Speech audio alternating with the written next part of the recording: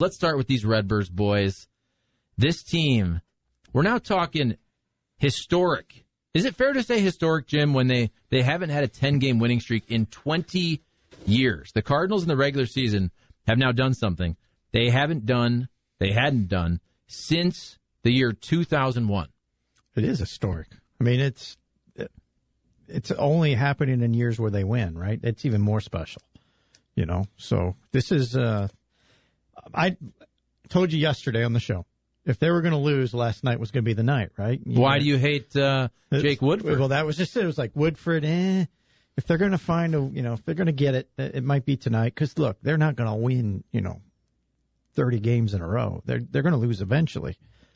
But last night they found another way. They did a lot of good things right at the end, found a way to manufacture a couple runs. It was close, right? I mean, Garcia had guys on base. Gallegos had guys on base, yet they found a way. That's impressive. And you're also beating elite-level pitching. Even go back to the San Diego sweep, where one of those games, you face a Yu Darvish who goes 7 scoreless, 9 punch-outs, 7 of them looking, by the way, because the umpire, I don't know if he had glaucoma issues that night, Phil Cuzzy. But yesterday, you're facing an absolute stud in Brandon Woodruff. He goes 6, punches out 10 guys, only allows 1 run, and you're still winning that game.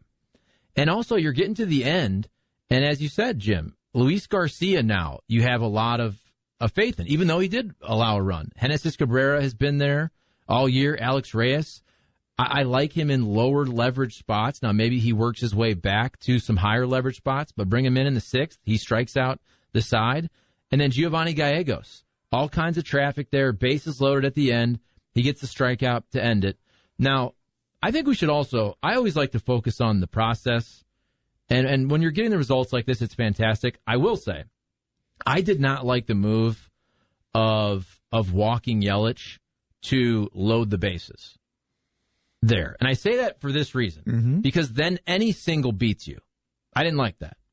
Any bloop single with a runner on second now, otherwise it would have been first and third. Any type of single there beats you. I didn't like that, but it worked out. I get your point. Here's the one thing. Do I want Reyes to beat me or do I want Yelich to beat me? No, I get that. That and was the only wise. reason I was, okay, we'll run with this. Then I just Yelich, look, we saw him get us here in St. Louis when last time they were here. I don't want to lose to Yelich. I'll let Reyes beat me, who nobody knows anything about. If he beats me, then you just go, okay, well, we lost. But if your superstar, he's not a superstar right now, but if they're one of their better hitters beats you when you could have gone with another option, I think then you really kick yourself. Yeah, and it worked out. It's all good. Part of that is what you mentioned, too, though, which is Christian Yelich. If this is Christian Yelich 2-3 years ago when he's MVP, it's a no-brainer. Right. Christian Yelich right now. What happened to him, dude? Well, he had what, the back issue? I think his back is really bad, and he won't. And he started to hit the ball about 3 weeks ago. For about a month, he was batting around 300, but he wasn't hitting for power, right? So I was like, okay, maybe they figured out some things that he just doesn't have the power. But you saw him trying to throw the ball during the series. I mean, he can't get anything on the ball when he's throwing it. So I think his back is super messed up. They're never going to tell you how bad it is, but this is like a 2-year process with him. I start to wonder if he'll ever get there. What's his contract look like?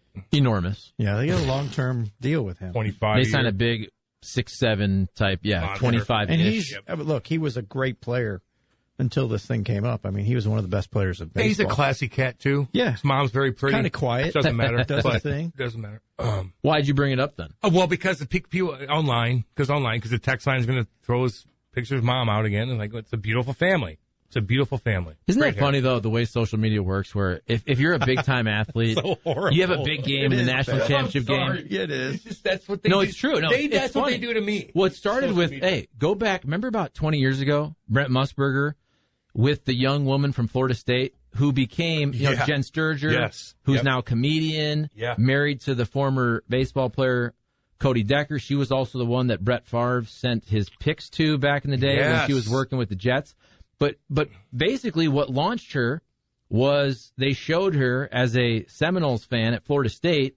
She had the cowboy hat and a low-cut shirt, And Brent Musburger, creepy old Brent, said something like, how you doing there? He said something like they're coming back from a break. Cowgirl. And he goes, and 1,000 red-blooded Americans just tried to apply for Florida State. Like when they show the pictures of the ladies. That's actually a good, classy, somewhat kind of classy line. But then there's no untruth in that. I know, know, but that's just the most classy you get to say she's hot as hell. I'm not saying, I'm not saying it was wrong. Later, though, Brent got creepier. Oh, no. With who was the Bama quarterback? Was that McElroy? Fiance. Was he the quarterback? No, it was after. It was the guy that went to the Bengals and never really played. He may still be Burrow? with the Bengals. No. What am I talking about? It's before Matt. I forgot his name. But his fiance was Miss Alabama. Could have been Miss anyone. And Brent was like, Miss Hot. Yeah. But Brent just commented like, he didn't stop. We need to get the audio. It wasn't just like a passing comment. He was like, quarterbacks great get to all be the a quarterback, girls. isn't it? Isn't it great to be a quarterback? It is, though. No, it is. I know it is, but it's just like Joe Namath. Remember Joe Namath started getting a little weird? Remember, he's doing all kinds of commercials. Did that with, he was really drunk with Susie Colbert. He's like, you look afraid. You could just tell, like, back in the day with him. I want to kiss you. He could say that, though, back in the day. And they'd be like, okay, let's make out. And, like, there's no cameras, not like, so he just was probably so used to that, and all of a sudden he kind of dips back into the booze a little bit. Catherine Webb, the now wife of A.J. McCarron. That's what it was, McCarron, yeah. And let's see if he's still in the league. He's with the Falcons now. Falcons are awful. But he's been in the league since 2014. He's a backup type, practice squad guy, but still getting checks there from the NFL. So, okay. Back to the Cardinals, and we were talking about Yelich. How did we get into that even? I'm sorry. I was trying to, I love it. I was thinking, how did we get to this? I was talking about what happened to him. Somebody said it, and then I'm like, his mom's good looking, and then we kept going. But that's the thing. If somebody has a huge game, and they show the mom or the sister or the girlfriend in the stands, the next day, that's all that social media is talking about. For example, Mac Jones, I believe his either girlfriend or fiance is from Kirkwood. Very beautiful young lady, nice lady. And after he won the national championship game, that was a big thing about his girlfriend being from Kirkwood. And you always see stories like that. All it takes is one picture or one shot in the stands on the broadcast, and everybody goes, it's over. Oh, Jay, did you see her? That's why you got to take your girl to take pictures for social media, because no one cares about you. What do we got about her? Here we go. When you're a quarterback at Alabama, you see that lovely lady there. She does go to Auburn, I will admit that. But she also Miss Alabama, and that's A.J. McCarron's girlfriend, okay? And right there on the right is Dee Dee Bonner. That's A.J.'s mom. Wow, I'm telling you, quarterbacks, you get all the good-looking women. What a beautiful woman. Wow. A.J.'s doing some things right down the road. You're a youngster in Alabama. Start getting the football out and throw it around the backyard with Pop.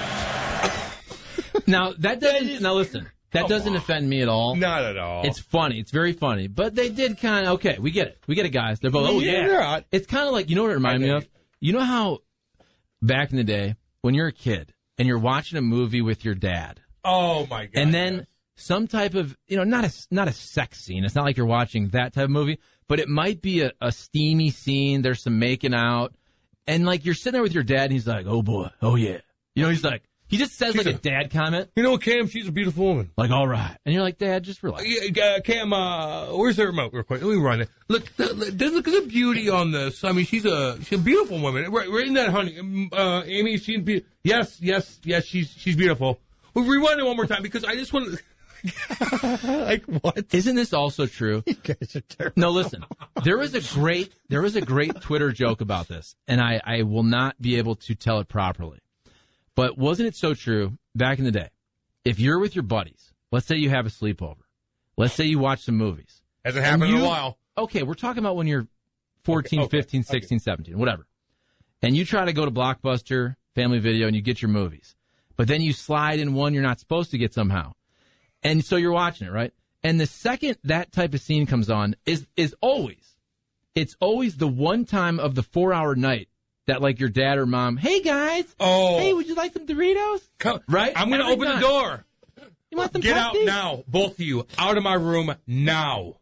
They're like, well, okay, honey. Well, I'll leave them out here. And so I'm gonna butcher this Twitter joke. I need to look it up. But the joke was something along the lines of this guy was watching that type of movie, and the second that scene came on, he basically said his dad, who had left him at the age of 3 and hadn't been around for 18 years, came back finally. Right? Like, I didn't do justice to the joke, but they always show up right at that time. It's the worst thing in the world. I feel like that happened plenty of times. But if my dad walks in, I'm like, I don't care. My mom, I'm like, oh, God, like, what? She's like, what are you guys doing here? I'm like, okay, take it out. Like, sorry, I'm sorry about this. But, yeah, look, you're human. What do you do? Look, be pissed if I'm not doing that, will you? Okay. Now, I was looking, because I was thinking to myself, how did we get to this? I was looking up Christian Yelich's stats, by the way. Christian Yelich to this. What are you looking up? Well, no. I can show you my computer, I promise. Yeah. So that's another part of the Brewers. The Brewers have an amazing starting staff. You got Devin Williams, you have Josh Hader, but Christian Yelich is only Christian Yelich in name right now because he's hitting .247 with a .727 OPS. That's the type of numbers of a backup infielder. Yep. He has 8 homers.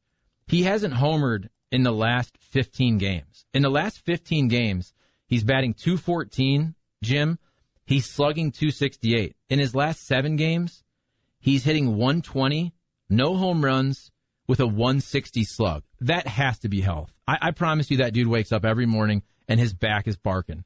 Because there's no way a dude that has 40 homer power can go through a stretch where you have 0 power without it being a health issue. 100%. Look, I said it. There was Edmond or whoever it was, took a couple extra bases on him the other night, or I think it was the first night of game 1 of this series. And it was like, really? That's all you can lay on the throw? I mean, that tells you right there. And then when you watch him hit, he ain't there. He is just, no, he can't drive the ball. I mean, he's a guy, if he's not hitting home runs, he's double power, right? I mean, he can put up a bunch of doubles, hit the gaps. He can't do that right now. For whatever reason, whatever's wrong with him, I don't know if they'll ever fix it either. Like I said, it's been going on for a couple of seasons now. He ain't Tyler O'Neill. He ain't Tyler O'Neill? I'll tell you that right now. How about Tommy Edmond also? Yeah. Somebody who is very underrated. I was having a conversation on YouTube with the guy about that, where we talk all the time, as we should, about the big 3. And when they're rocking and rolling, if 2 of those 3 guys in the middle of your order, Goldie, O'Neill, Arenado, and if there's a game where all 3 of them, we had that in the last week or so, it's really hard to beat the Cardinals. But the guy that's overlooked, and Dylan Carlson has had some stretches. He had the big game with 2 home runs. But Tommy Edmond has a chance to be right up there leading the National League in doubles and stolen bases. And that's a guy we don't really talk about at all. No one talks about him. Why is that? He's just a quiet player. He's a quiet guy. But he's a little guy in the sense where he's not going to hit 1,000,000 home runs, but he's a gnat. And I say that with love. No, I get what you're saying. Opposing defenses and pitching staffs hate Tommy Edmond. Here's why. He's going to go up there and grind out a tough at bat every single time. Switch hitter, hard to pitch to. He doesn't have a lot of holes in the sense of he's not going to sell out for the home run, so he's going to try to put the ball in play. I know he hasn't been fantastic, but that's what he's going to try to do. And then when he gets on base, he's a threat to steal. And when you're on first base and you're Tommy Edmond, and if you're that opposing pitcher and that opposing catcher, in the back of your head, you're thinking about him. You know he might run. He might take a big lead and fake like he's going to run, as we saw yesterday. Yep. The pitcher then maybe says, okay, I'll go more to fastballs. I want to give my catcher a better chance to throw this guy out, right? And then maybe the hitter gets a better you're all pitch to hit. I'm just saying, that's the type of guy that just annoys the living hell out of you as a pitcher and a catcher. Is he Sonny? Sunquist? That's a good. That's good. I have to. You know how I do things. You do the same damn thing, Charlie. So don't. Is he I didn't Sonny? say anything. No, but you know. Well, no, you said Sonny. I'm like Sonny Bono. Sonny Bono. It's always Sonny in He Philadelphia.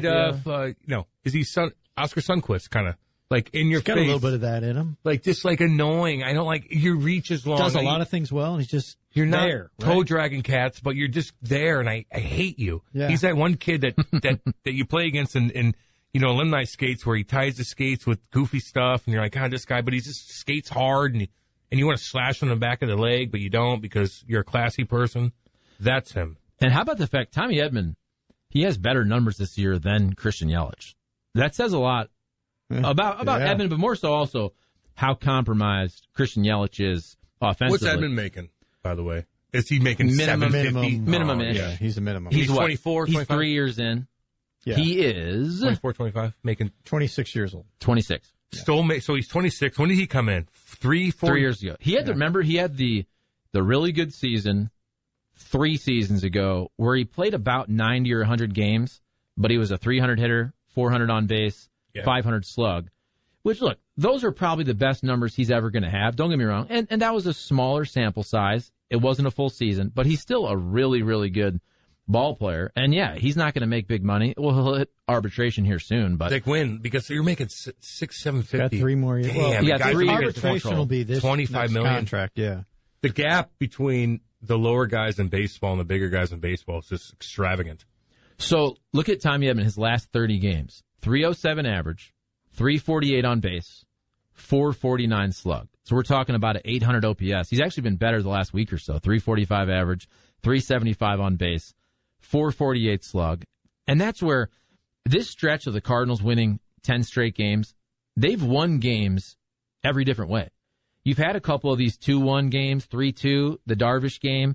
You've had some 8-7 games. And, Jim, when you see a game where if Tommy Edmond is setting the table and you have Goldie, O'Neill, Arenado, and they're all taking good at-bats, it's hard to beat that Cardinals team. That's a formidable 1-4. They are not only just 1-4, it's going 8 deep right now. Everybody's contributing. And to your point, Tommy Edmond is he's a doubles machine. 41 doubles, third most, I think, now in franchise history for a season. I mean, think about that. Isn't that the most exciting thing besides a triple? Like a double, you get a double, you run on base. So. Like yeah, a walk. Absolutely. I like walks. A nice walk. Nice I like walk. 18 pitch at bats. A Matt Carpenter walk. A Matt Carpenter walk. That is bad for baseball, though, the 18 pitch at bats. So, like, we love Tommy Edmond, but he slows the game down, too, right? 41 doubles. Like I said, there's only 2 other guys that have hit more doubles in one season in this franchise's history. Damn. Pujols and Musial, I think, are the only 2. Never heard of either one of them. Well, Carpenter had the 55 doubles. Yeah, you're right. I'm sorry. I take that back. It's Carpenter and Musial. When he was making $750? Yeah. Well, that's the whole thing. Carpenter was that 2012, I believe, or maybe 2013.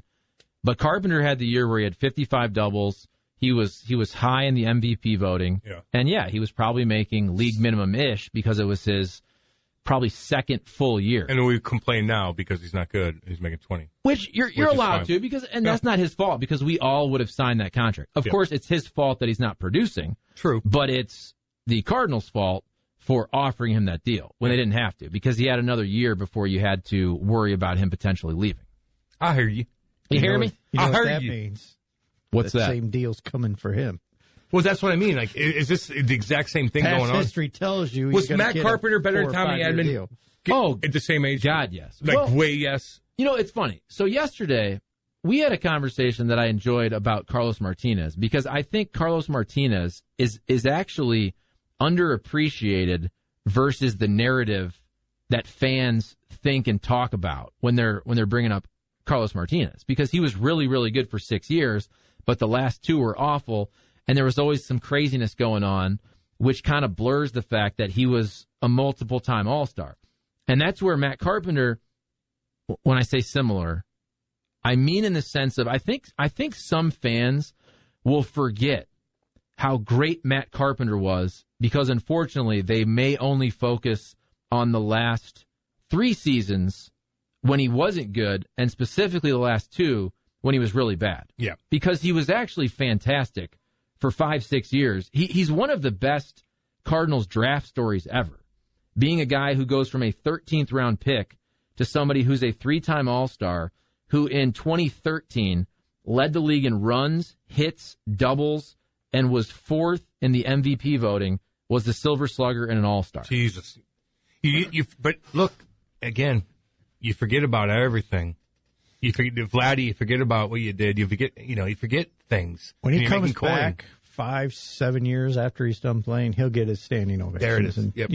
He will. But but then you'll go, Man, remember when he had the 46 double year and he did this and he did that? That's exactly right. You know, it's... Isn't it weird how that works, though, Jimmy?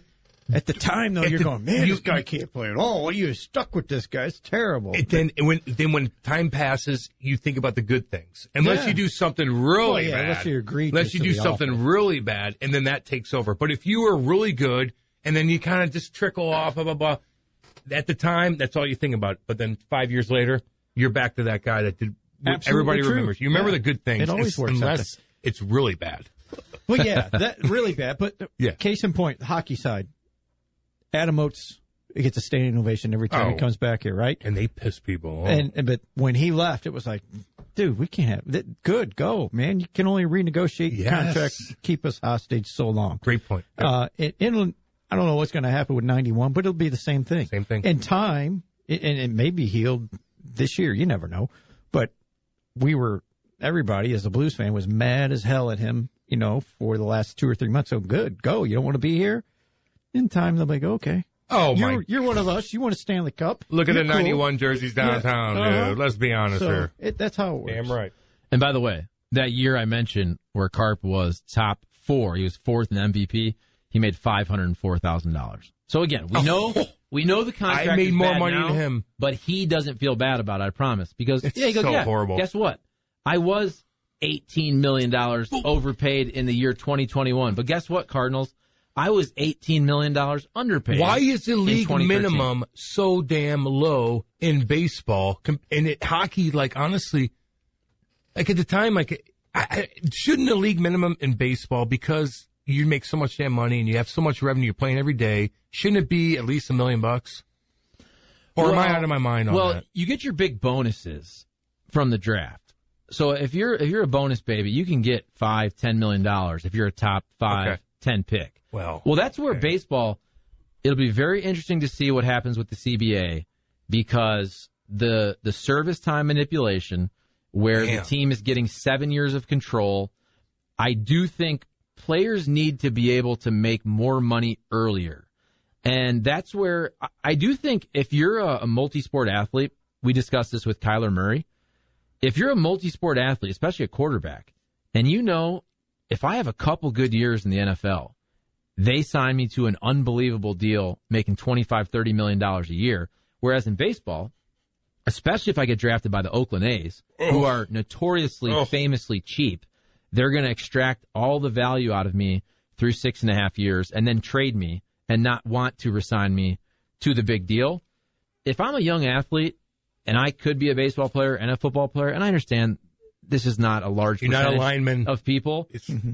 But baseball players need to make more earlier, in my opinion. And I think the CBA is going to attack that and how much control the teams have and how long it takes a player to either hit free agency or arbitration. Well, they try to copycat the NHL because these guys, like Kaprizov just signed.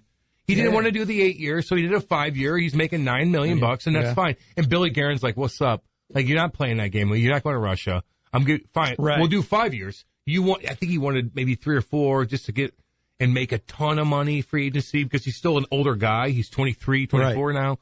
So anyway, look, man, if you're good at a young age, I'll pay you at a young age. I don't want to pay you when you're on your down slope. I don't want to do it. Okay, but that's the issue that the players have, which is this. Their issue is this. If I go play college baseball, and I don't get drafted until I'm 21 or 22. Then I play 2 years in the minors, and all of a sudden I'm up in the bigs at 24. If you manipulate my extra year of service time, and you have my first 7 years, then I hit free agency at 31, and you say I'm too old, and you don't want to pay me. That's their dispute. That's their argument. Yeah, I get it. Which is true now, because back in the day, I'm not saying it was right, but it was kind of understood that you were really underpaid early on, and then they overpaid you when you're in your mid to late 30s, and also maybe some of the things these players were taking back in the 90s and early 2000s helped them still be good. Like what? Protein shakes, a lot of creatine, a lot of protein bars, a lot of tuna. Hey, you eat tuna, chicken noodle soup. Like, look, as a baseball fan, both of y'all, I mean, do you look at the Oakland A's and say, screw you? Like, why would any anybody growing up playing baseball want to ever be a part of that organization? Is there another organization like the Oakland A's that kind of belittles you and knows that you're going to eat like bologna sandwiches on the road? Your facility sucks. The town ain't that nice. It's very expensive. What do they bring into the table? And why are they like that? Well, here's a good question, Jim, because so I know the A's and you can go back. I mean, the A's have some of the greatest history in all of baseball, going back to Philadelphia, Kansas City A's, but Reggie Jackson, Catfish Hunter. Amazing A's of the 70s. Right. They awesome. won 2 in what? 70, was it 3-4 or 72-3, whatever it was? They won 3, okay. I think so. So they won a bunch of World Series, and then as we're growing up, they're cool. You got the Bash brothers, you got Canseco, you got McGuire. Lord. Even the team that won 20 or so games in a row, the Moneyball team, that was a cool team. Jason Giambi was there for a while. Miguel Tejada, Eric Chavez. Eckersley. Well, Eckersley was back. Eckersley, that was the 90s. But he still played. So that's a good point by me. Okay, thank you. But, Jim, I feel like the A's being really cheap, that's the current Billy Beane-led front office and ownership type group. That's their storyline that they've, we can't afford the dollars that the big, market teams can. I kind of question that in this regard, but I'm not there. So I throw this out there. Oakland, San Jose, San Francisco, it's all like the same area, right? Mm-hmm. That's like the most populated place in the entire country. Most wealthy place. And wealthy. Yes. And for, Oakland, it can always say, oh, we're broke and we can't afford. Like, well, wait a minute. Maybe you're not doing it right? Yeah. I mean, be a better businessman. The Pittsburgh thing, sometimes I kind of get, but there is a point where you go, well, if you can't make money there, then you got to get out. Exactly. But I don't think that's the thing in Pittsburgh. I just think the guys, it's just bad ownership. And it might be the same with Oakland. Man. Well, I mean, you got the stadium. We know it's got the sewer issues. You can't have a major league franchise there. Come on. It's a joke. I can't even watch it. Am I watching football or baseball or what are we doing? And that's where at least Pittsburgh has a beautiful stadium. They have an awesome arguably the best stadium in baseball. It's right up there, in my opinion, there in San Francisco, which is now Oracle. Oh, yeah. I think are my two favorites. If you don't go real old school, I do like the old. Yeah. I like the Wrigley's and the Fenway Packs of the world. But at least they have a beautiful stadium. Now, their owner is super cheap. We looked this up a couple months ago. We were talking about that. But Oakland, and I understand, we were discussing the Rams the other day. These owners want new stadiums and all that. Oakland is a dump. I'm talking about the stadium. Oakland, the stadium it's a football stadium. I know. It doesn't even look like you should be playing baseball. The way it's configured, you have the upper level where they have like the tarps over it. It's just never looked like baseball. It's very concrete. It reminds me of what was San Diego Stadium for football? Jack Murphy. It's just very concrete-y, which is not a word. They're built at the same time. It's depressing. Yeah. It is. Concrete-y is depressing. And depressing's not fun. And why would, God, imagine you're a good player and they want to draft you first overall. You're like, I'm not going. I'm Eric Lindros. I'm not going. Why the hell would you want to go there? Eat bologna sandwiches? I think that was, look, Kyler Murray probably would have played baseball.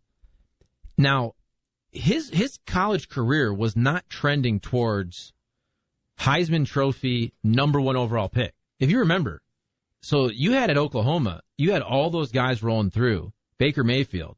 So he had to sit. So Kyler Murray's thinking, okay, I could get millions playing baseball. I'm the backup at Oklahoma. Well, what happened?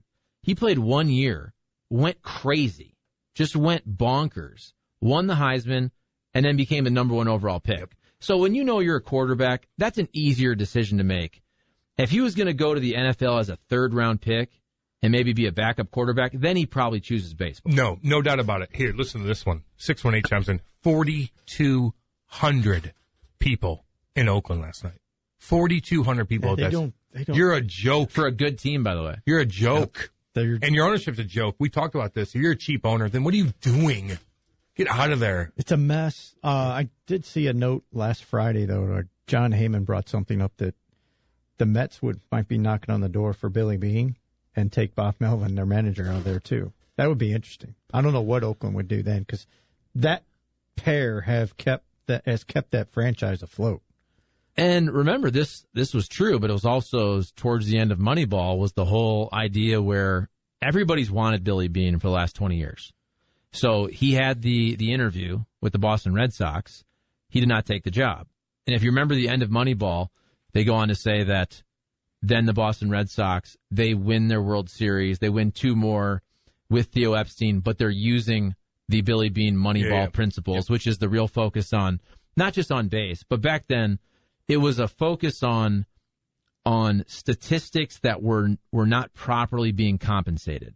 So for years, on base percentage was a stat. You could grab that player and he wasn't making a lot of money. Why? Because people only cared about baseball card stats. They cared about batting average, RBIs, and home runs. And so you could go grab high on base guys, which had tremendous value, especially relative to their salary. Well, now everybody's smart. So now you can't get those guys on the cheap, but you still have to then try to find value. And that's what Billy Beane even said that.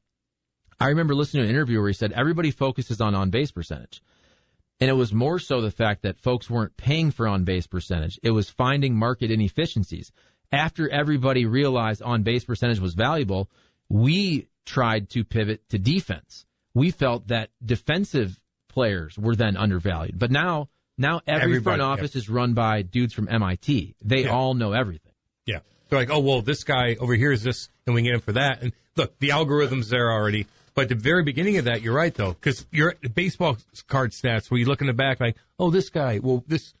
But then the other guys are kind of like, oh, don't worry about me. I'm just going to hide in the weeds over here, but I'm very, very valuable. And all of a sudden, look, I get all that. But the bottom line is, for all y'all billionaires out there that are listening, because we have a lot of them, especially on your show, Charlie. No doubt. Don't be cheap if you're going to be an owner. You're a joke. You're just selfish. Get out of it. Go do your thing. Hang out on your island. I don't give a damn what you do. But don't be cheap when these guys are busting their ass and they're eating bologna sandwiches. We want you to spend like a drunken sailor. Spend money.